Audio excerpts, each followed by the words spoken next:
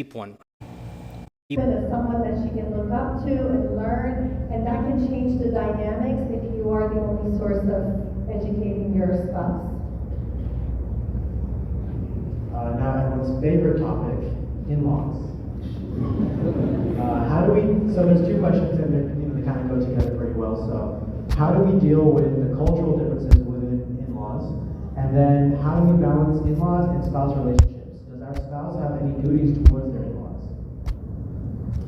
So I'll begin with a little bit of the cultural and the social Israel aspect. Negotiate each major event, each upcoming, maybe your parents went to a wedding, when it comes to, in particular, sons, and I say this because there is a fifth element here. Sons, in particular, do have a higher obligation to serve their parents, even though sons and women don't have the same obligation. But financially speaking, a son is required to take care of the mother and father if they have no other mechanism, whereas generally speaking, the daughter is not required to, generally speaking. So financially, you're going to have to, if your parents need you, you're going to have to balance. It's not an either or. And you're going to have to try your best that each party, your mother and your wife, do not feel that you have blatantly taken sides against the other. You're going to have to negotiate. And frankly, you're going to have to really be, the party that navigates both relationships simultaneously. You cannot choose between your mother and your wife. They are both part of your lives. The one is your biological mother, the other is the mother of your children. You can't just discard the one for the sake of the other. But at the same time, there's no... But that doesn't mean you have the right to disrespect your wife. No, that doesn't mean that. It means that, okay, outwardly, yes, there's a level of respect that is due to the parents, yes, but that doesn't mean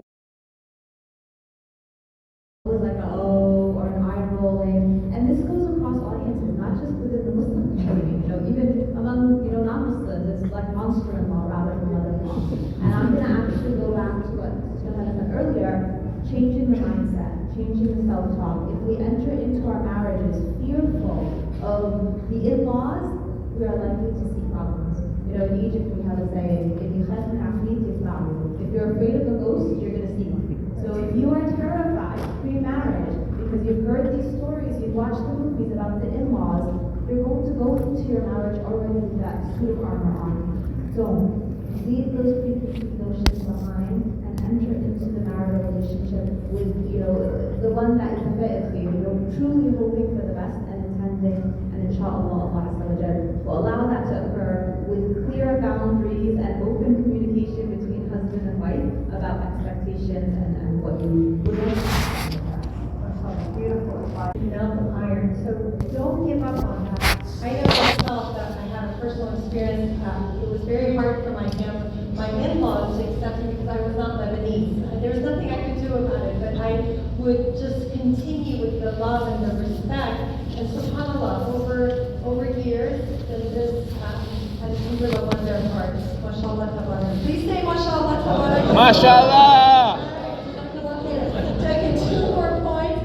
One is that never confront your in-laws. Have your spouse talk to their family, because they will take it from their son or daughter, but if you are approaching them, they will see you as like, the daughter-in-law who is attacking them. So make sure that you keep that. And then another thing for the brothers and the sisters as well, but you have to stand up for your spouse.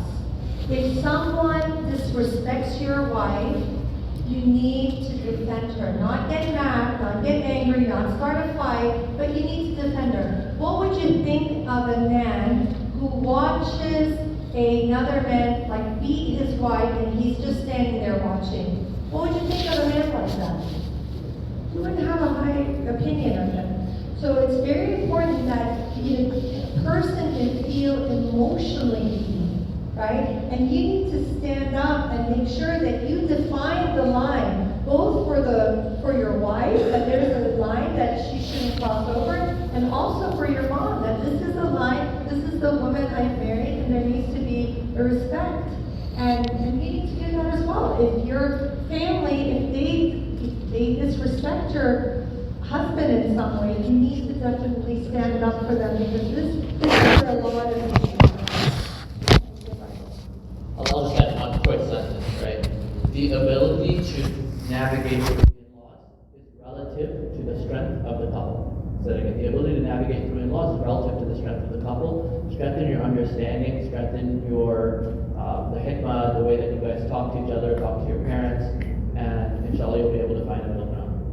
Inshallah, Jazakumullah khair, first and foremost to our speakers who came from out of state, and then our local Dallas speakers as well. Jazakumullah khair for all of you for attending. May Allah subhanahu wa ta'ala make this the first of many, many, many more blessed events. May Allah protect all of us and our spouses and our children. Wassalamu alaikum wa rahmatullahi wa barakatuh.